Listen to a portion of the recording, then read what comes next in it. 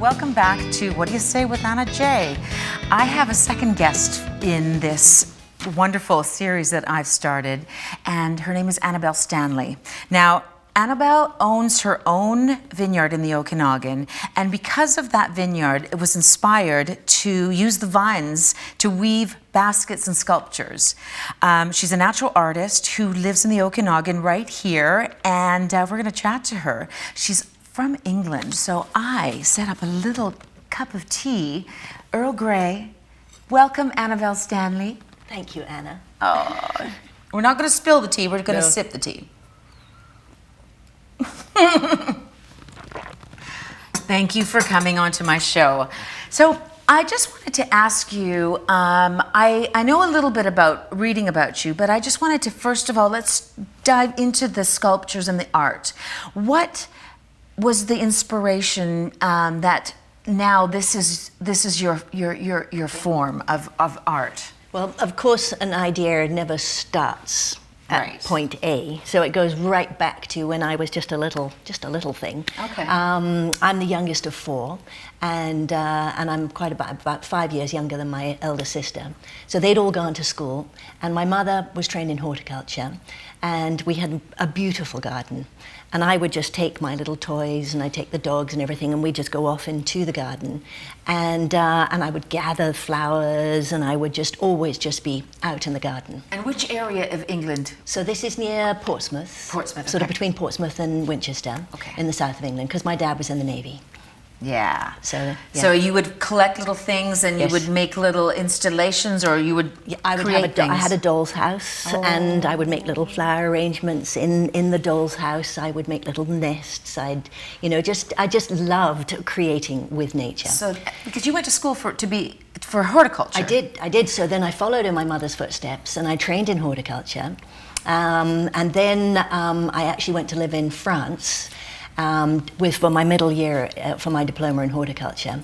And I was supposed to write a great big thesis, and after 5 months of living in France, I didn't really know what I was supposed to be doing, so I skipped off and I went to Australia. Right on. So that was kind of the end of my horticultural studies. Right. And then when I returned to England after being in Australia, I trained to be a florist. Yes. On the King's Road. And you had, I know the florist, veneers. Or Vivas Carter. Vivas, yes. Vivas Carter flowers. Now, this isn't just a florist where you just plunk in a bunch of flowers in a vase. You created art with flowers. Yes. So tell me some of the, I know you had some amazing clients, but tell me some of the inspirations that got you that job and some of the great things that you did as a result of that job. Well, I was looking for a job, and all the florists said, if you haven't got any experience, we can't give you the job. And I was about to become the manager of a delicatessen, and I had to wear Laura Ashley blue clothes, which kind of wasn't my style.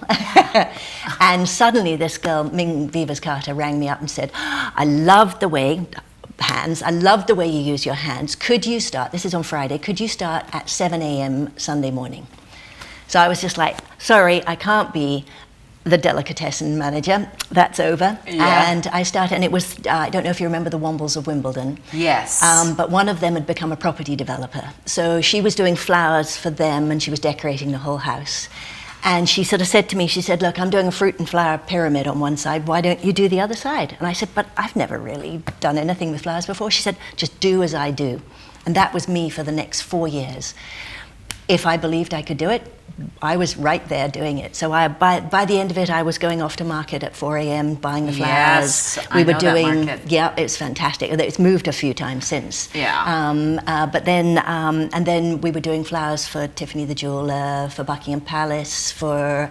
So tell me a little bit about Buckingham Palace. You did a Christmas tree or something? I did a Christmas tree for the Duke and Duchess of York, Fergie and Andrew. I always kind of wondered why they didn't decorate their own tree, but they probably had other trees in other houses. Right. So we had this van that we drove around in London, and I think the first day my boss got into it, she bumped into a lamppost, so it had a bit of a dent. There were several times when I was delivering flowers one day, and I stopped, went and delivered my flowers, got in, reversed out, and within the 5 minutes I was in, they'd set up a bollard and put it into concrete. Oh, and they were just like, oh, you're going to have to pay for that, love.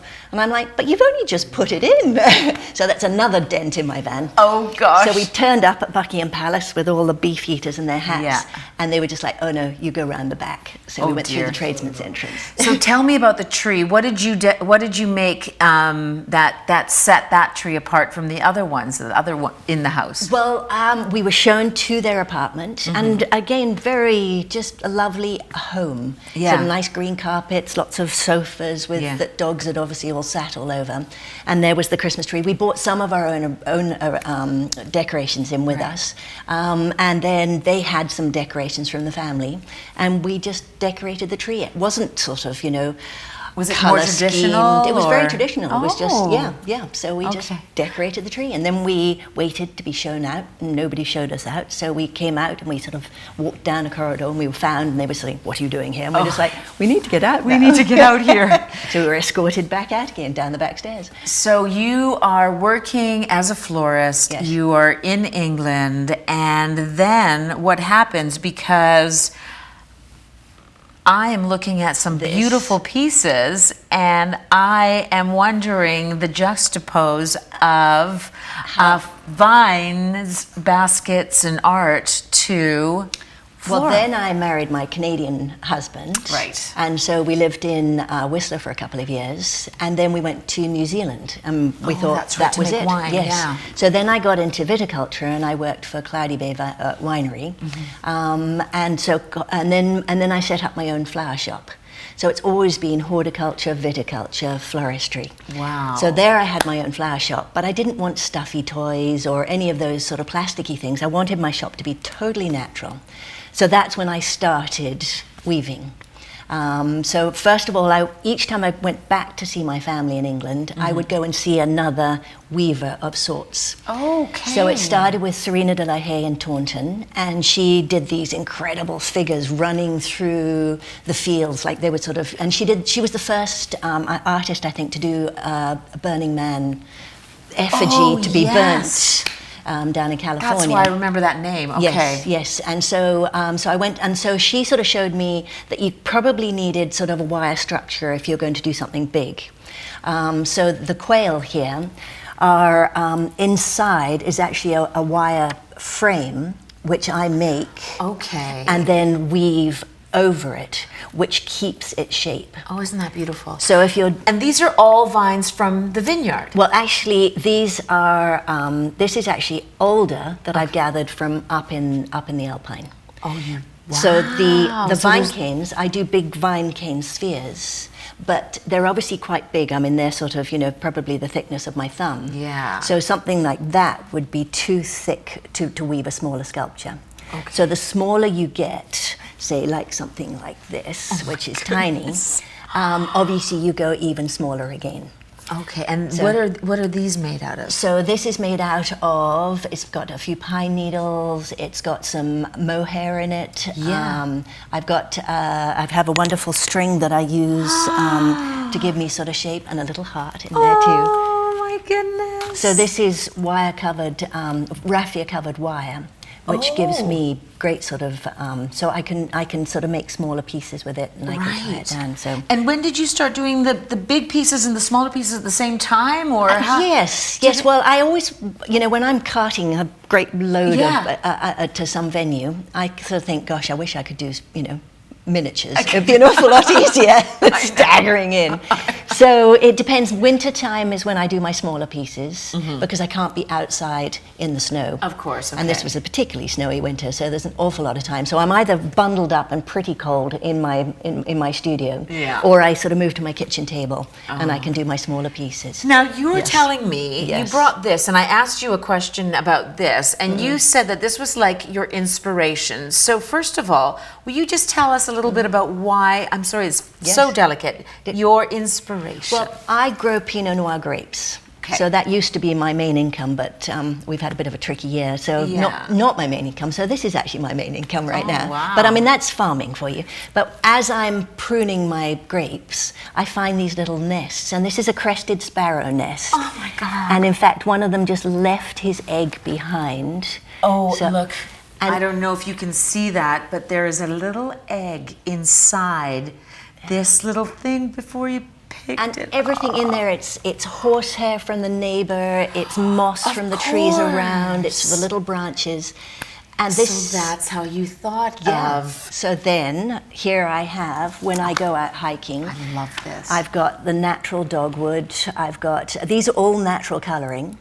Is it? Yes, yes. Oh my goodness. So nothing, except for the little heart, which is painted red. Of course. Well, because hearts are red. Oh, look. Can't give you that tea anymore, can I? Okay, But that's all right. Pick it out and then just carry on drinking. It's just like my studio. I love you. And then I've got mohair in here as well. So it's whatever I have brought home. My ex-husband actually said that whatever I wanted, I hike out. Because I've got bags, I've got shoulders. I know. I find you so interesting. And this is why you needed to be my second guest, because there's so much about you that is just so real and so earthy, but yet you are so gorgeous and so feminine. I wanted to ask you, because, you know, when you say these, the birds find things and you're finding things, because I used to, like, when I go walking with dogs, I would just like brush them in the bush so the birds could find them. So things like the mohair, that's all what they're picking up and making their nests turns from. back into. I love that. And then I gave a basket weaving workshop on Earth Day, which I think is really special because I'm showing people how to use regenerated. I mean, you cut a lot of this, and next year it's back up again. It's back up again. You know, it's all reusable. And and these baskets last forever, right? Yeah. So I mean, if they're left outside, they will obviously have a life. Sort of, it's like your furniture being left outside. Okay. But inside forever. And would you like to build something? Oh yeah. Okay. Would you like to learn how to? I would love to learn. Okay. We're going to be back in a minute, and we're going to learn how to actually make a basket with Annabel. Yay! Annabel has said that she's going to teach us how to do literally a basket weaving course. Annabel, I know that you just said to me that it's going to take about 4 hours to actually create it. We don't have 4 hours, we have camera time. So you have created already this base. I have. So tell me, this is absolutely what we have to start with. Exactly. So I do basket weaving courses through the Okanagan Folk School, which is based here in the Okanagan. Of course, I love that. And basically what we do is we have this experience, but we actually have to weave around it to create it. So I have 6 pieces, and I have cut them to size, and then we just make a little hole. I'm going to put the knife in, and then I'm going to open it up, so you can see how I'm opening that up like that. And then I'm going to slide through. So I'm going to make a cross. So we got your first piece like this. So then I'm going to make another hole like that. And we're going to make, so 1, 2, 3. Now, I did a art exhibition at the Kelowna Art Gallery, which was based on sacred geometry. And the basket base is very much based on sacred geometry because it's the 6 points, which is quite interesting. Of course. So I'm going ahead, but then keep going. You're going to do basically 3. Okay. So there we go. So then I'm going to make a sort of like a cross shape. Yeah. That sort of idea. And my wonderful way of measuring is just like that. So that is going to become this. So I have a selection of different materials. So I have, so this is weeping willow. And willow, yes. Weep for me. So so I've taken 2 smaller pieces. All right. And I'm just going to cut it like this. So what we're going to do is I'll just start it off for you. So basically I'm placing 2 pieces in through to the cut area here. I'm going to come over. And I'm going to come behind. Okay, and then basically you're binding the cross, so coming in and behind, and then you can have a little go at doing that. Would you like to? So you go in, yes, and behind, and then this goes exactly locks over, and you're going to go around twice. Okay, so and you're going to keep on going. Now I'm going to go over. Yeah, you got it. And under. Yes. And then this goes under, so that goes over. Yes. And so this goes under, so this goes over. See? You just got it. Who said that I'm not good at basket weaving? Nobody said that. Nobody said that. Okay, and then you stop there. Okay. Because do you see how they're all open? Like Yeah, that's what I was looking at. So let go, and then I'm just going to, you see with the willow, you can really just move it. Oh my goodness. And then you're going to pull it down like that. So that one stays put, and then that one opens up. And then you go under that one. Oh Yes. my goodness. So what happens to this one? And this one comes in front. In front. And if you push something down between your fingers, you can't get them in. If you push them there, they're going to come together. So you really push them right down into the... Right into that. Okay. So this one then goes over. Yes. And the other then one comes in. This one comes over. Yes. Oh my goodness. Yeah. Okay. That is so cool. All right. Keep on going round. We're going to keep going around until it kind of looks like this. And you've been also, you can see different. Exactly. Wow. So this is how I gather. So I actually am growing quite a bit of the willow in my garden. Right. But then I go. This is older from up in the mountains. Hiking it out. Yeah. Willow came from a wonderful supplier out in Rutland. She brought down a tree, so she contacted me and said, "Here's my willow tree," and I'm like, "Yep, I'm there." I want that yellow. Dogwood. Look at that lovely red of the dogwood. Oh, it's stunning. So That's what we you get put to in this here. stage here. Okay. And then we get to the slightly complicated bit of adding a bit of adding Colour. on. So I'm going to take, and everything is cut so that you can see how big it is. So everything's all in. So I've taken out two pieces like this, and I'm just going to keep adding on. Oh, to stop it unwinding. That was probably me because I was trying to look and see how to do that. So So- show the camera here. So therefore, basically, I'm shadowing, like adding with my knitting. I was never very good at knitting. But I'm going to shadow in when I add on. Do you see how I'm just going to shadow in and over? Oh, and it so- just binds it on. Okay. And then this is the working side with all the extra pieces sticking out. Okay, And this is the side that you're going to see. So you just keep, sorry, I don't mean to... That's okay. There we go. With me. There we Okay, go. so So you go right to the end. I one at a time. So Yes. I go under. So with one. So Just you've the always one.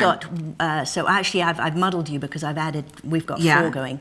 So those 2 will come over there. Okay. And then it goes out behind. And then yeah. okay, and And then then that goes out behind. this will go behind. Okay. Yes, Okay. and then okay, that okay. comes in front. Oh yes. That's This- I see. Okay, this one okay, comes in okay. front, and then that one this goes one goes behind. behind, and it's literally weaving. It is. So Rather than weaving. yes, exactly. Wavering. You've got to be careful what you go for. Perfect. Okay. So All then you right. go right to the very end. Okay, and then you've got, as yes. so so you can see the working side. You can Okay. see all the added bits on there, and then you can see this side here. okay, so now this is the base. Yes, so right. this is the base, and smell it. I know. Smells I'm good. smelling this. Everything. I wish you could scratch the television and watch and smell this because it's just divine. So then I cheat, and this is Okay. where my students actually really quite enjoy me, because I don't have to teach the most wonderful sort of complicated knitting skills. Now, where's my book here? Okay. You see, this is Willow Barker's Oh. very ancient A.G. old Knock. book. Yes, A.G. Knock. And then there's all the different types of styles of weaving that you can do. Now, this gets quite complicated when you're in just a 4-hour lesson. It does. So, I can't believe that I You did that? understand a little bit of this. You did. Okay. So then I actually use wire, and I cut, this is 16 gauge wire, but it's silver and it doesn't look very pretty. So this is where my floristry side comes in. I take the floristry tape, and then I just basically, all our wedding bouquets in England used to be just wired. So the flowers, and we'd be doing huge weddings for like sort of 13 bridesmaids and things, and we'd be sitting up to 3 or 4 in the morning. Just my it was goodness. exhausting. But Yes. with the florist tape, Oh, it goes brown, so you don't see it. perfect. And then you can slide those. These are the uprights, and they go right through to the base. Okay, and that's what Yeah. Oh, I love. Yeah. Okay. So then you just slide all of those through. Right. So it's like a spider's web as it comes through, so all the way through, and then you can use the wire to create any sort of shape or size. Right. Oh, Yes. I love that. Yes. Okay. So that then makes sense. we've been very busy. We have been. Look what we've done. So same idea as weaving the base. We're now coming up the sides. Right. And I'm just going to move these off the table because it's quite hard to. So we've just kept on going up. You know, you could do something like the older. Okay, I'm just going to put the different stages in so everybody Yes. can just snapshot that. And then I've just used that up there so you can just get the feel of. Do you see how this is on the outside now? And it's going to go in and out. So you have a little, so the next one So the is next going one to lock goes- it in. So you're always locking in around the weaver. Okay, so you're Perfect. going in and That's out. it. Oh Yes. my goodness, I love this. Seems like it's so, like I can understand it, but when I look at it, it just looks like, how the heck did you do something yes. like that? Okay. So, so I've got in there, I've got willow, I've got dogwood, I've got alder, I've got Arctic willow, and then this is a beautiful piece. This is wingbark elm. Wingbark elm, and look at the texture. So the reason, because I weave with fresh material, it will shrink. Okay. So the beauty of using the wire is you can pack it in and pack it down. Okay, Then so I you keep pull my it vivid down. colours. I see. Most basket makers will let their willow dry out, then they will re-soak it. And then you lose quite a lot of that vibrant colour. Okay. So this is, so, All yeah. right, so we're going to keep going Okay. around and So around shall and I just around. So do- you go show me around this the rim? one, Okay. and then we And then can we'll finish show it off, our... what we do with the basket. Yes! So I've just got my, yep. So it's always the cut end that you put in there. Okay. So in and out, in and out. And this isn't, In and this feels like it's not going to snap. No, it's basically anything that doesn't snap. Okay. So if it snaps, don't use it. Don't use it. Okay. Yeah. That's good to So know quite because, and so would you soak it, not the whole basket? You but can to make it soak. softer? There are certain But it ones will- that you can re-soak again, Okay. and there are some that you can't. So, So I want to yes. see, yes, is this the finished one? So we're going to I'll show you how we will finish it, and Okay. then so I'm just going to go quickly round on the rim, round like that. So we've got one last rim of that. Oh, so this is yes. the rim. Yes. Okay. So you can use your texture of yes. Right, perfect. And apples because we had to, and then we had was it oranges or You apples? did say apples or oranges. Yes. And then the kiwi fruit in there. So Of course, because you yes. had So, kiwi. yes. And that is how you make a basket for your fruit. So we're going to talk next about the Anna J. What do you say with Anna J. questionnaire? We have just learned our baskets, and now I've got Annabelle to sit down again because we are going to do like a Colbert questionnaire, but it's called the What do you say with Anna J. And we're going to get to know her on a deeper level. So Annabelle, you said that you're up for this. Are you up? I'm really ready. Okay, question number 1. Best sandwich. Peanut butter and Marmite. Oh my God. I love peanut butter and I love Marmite, but together? Oh, it's just delicious because I'm usually on the run. If I'm going to make a sandwich, I'm on the run. Okay. And it must be the slightly saltiness of the Marmite and the slightly sugariness of the peanut butter. It's just the best combination. White or brown toast? Oh, it's got to be Rivita because then it's crunchy. Oh, okay. Yes. Okay, I'm going to try that when I get home. Yeah. That is weird, but slightly wonderful. Okay, my husband's going to freak out. What's one thing that you own that you should really throw out? I live on a farm. Mm-hmm. I keep everything. Okay. Yeah. So probably 90% of the contents of my barn should be thrown away. Okay. Okay, I'll accept that as an answer. Scariest animal? The cougar. Because when I pump the water from the creek, McDougall Creek, to my vineyard, Yeah. The hunters like to drop their carcasses near my pump shed. Oh And then if it's at dusk and I'm going down to turn the pump off, I usually carry a wrench across the back of my neck so that if I get jumped by a cougar, it'll dent its teeth on my wrench before it gets me. Oh my God, that is scary, but also the smartest thing that I've ever heard. And this is why you're so fascinating. I thought you were going to say me because my husband's younger than me. Apples or oranges? Has to be the Okanagan apple in season, picked off the tree. So good. Yeah. God, I can smell it now. I'm smelling this, Yes. but you're making me think about the apple. Have you ever asked someone for their autograph? I nearly asked somebody for their autograph. Okay. Mark Bolan from T-Rex. Oh my. When I was 6, that was my first single, was Easy Action Baby. And my uncle had a cafe in the King's Road in London, and the Stones would go in there, all these characters, and there, at the next door table was Mark Bolan. So I was just like, oh, and my mum was going, go on, go on. But, here he is with his black eyeshadow, tall, black, and I was just so terrified, I couldn't do it. But you have that story inside you. Mark Bolan, oh my goodness. I lived in Muswell Hill, and there was this little epitaph for him because he had a car accident there. Yeah, he did. What do you think happens when we die? Poof. I think we just kind of, poof, disappear. But I think, all the atoms and everything that's in our body stays behind. I mean, we are put together with millennia on this earth. This is what but there's just a little something that goes somewhere, and we'll find out when we go. That kind of gave me a chill. I like that answer. See, this is why I love this questionnaire. Favorite action movie? Oh, Pulp Fiction. Oh, Love yeah. it. Just love it. And you can just what was the book he was reading in the bathroom before he got shot? And sorry, that was, but giving away the plot. But it's an old enough movie. Yeah. But I want to see that again, actually. I forgot.